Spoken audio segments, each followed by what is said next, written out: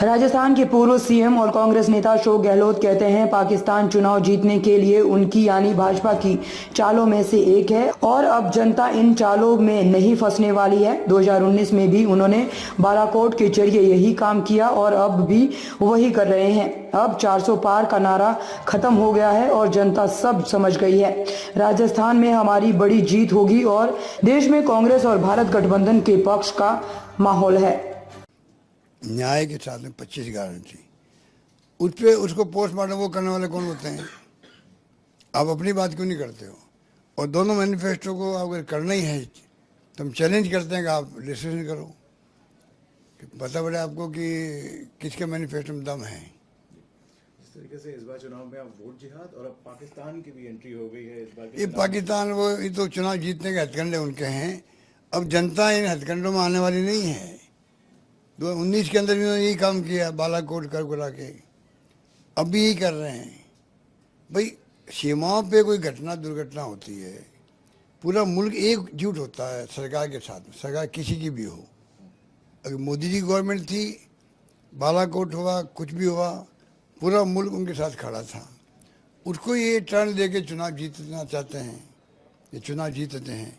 अब ये हरकतें करने लगे वापस पाकिस्तान को लेके आगे। कहाँ पाकिस्तान कोई चर्चा में है देश के अंदर? तो ये क्या हो रहा है? क्योंकि ये ED, income tax, CBI, election commission सबको दबाव में रखा है। 2 मुख्यमंत्री जेल में बैठे हुए हैं। इलेक्ट्रल बॉन्ड का घोटाला, इनकी फाइनेंस मिनिस्टर के एडमिट कह रहे हैं प्रभाकरण जी कि ये देश का नहीं दुनिया का सबसे बड़ा घोटाला है, उस पर चर्चा नहीं करेंगे। अकाउंट बंद कर दिए कांग्रेस के। यूएनओ और आपका अमेरिका जर्मनी क्या बोल रहे हैं? तो ये हालात बड़े गंभीर है देश के अंदर। अब जनता को भी आगे आना पड़ेगा। जो लोग कहते हैं अगर ये चुनाव भारी बहुमत जीत जाए, चुनाव आगे होंगे ही नहीं होंगे। देश के लिए चिंता होनी चाहिए, पब्लिक के लिए भी। अंडरकरेंट की आपने बात कही सर, 400 पार का नारा भाजपा ने लगाया था और आप कैसे देखते हैं अंडरकरेंट को देखते हुए? अब 400 पार का नारा खत्म हो गया। वो खुद नाम नहीं लेते, 400 पार का नाम ले नहीं रहे। इतने हुए कभी भैंस के लेके आते हैं, 2 भैंसें, कभी मंगलसूत्र।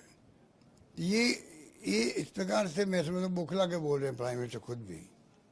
तो जनता अब समझती है, इसलिए रास्ता में देखेंगे आप, शानदार विजय हमारी होगी वहाँ पर। पूरे देश के अंदर माहौल बन रहा है, कांग्रेस पक्ष में बन रहा है, इंडिया गठबंधन के पक्ष में है। और पब्लिक के मूड का पता नहीं लगता कई बार। इंदिरा जी चुनाव हार गई थी उस वक्त, भाई वाजपेयी का फील गुड और इंडिया साइनिंग काम ही नहीं आया। किसी को यकीन नहीं था कि वो हार जाएंगे। तो ये पब्लिक पता नहीं कब किसको झटका दे दे। अहम घमंड में नहीं चलना चाहिए इनको। इशू बेस्ड राजनीति कर 5 और अभी वो है फेज, 2 ही हुए ना। अभी मैं अपील करना चाहूँगा वो आए, राहुल गांधी की यात्रा का निचोड़ जो हमारे मैनिफेस्टो 25 गारंटी उस पर आए, नंबर 1। नंबर 2, महंगाई, बेरोजगारी, अमीर गरीब के बीच में खाई बढ़ती जा रही है, प्यार मोहब्बत भाईचारा होना चाहिए। ये 4 मुद्दे हैं ना, इन मुद्दों में बहस करे और देश को उस बहस में लाए, तब उस पर बहस करें ना, पब्लिक फैसला करेगी हमें किसको सरकार बनानी है। ये जो इस प्रकार से ये राजनीति कर रहे हैं ना बांसवाड़ा के बाद में, वो खतरनाक है।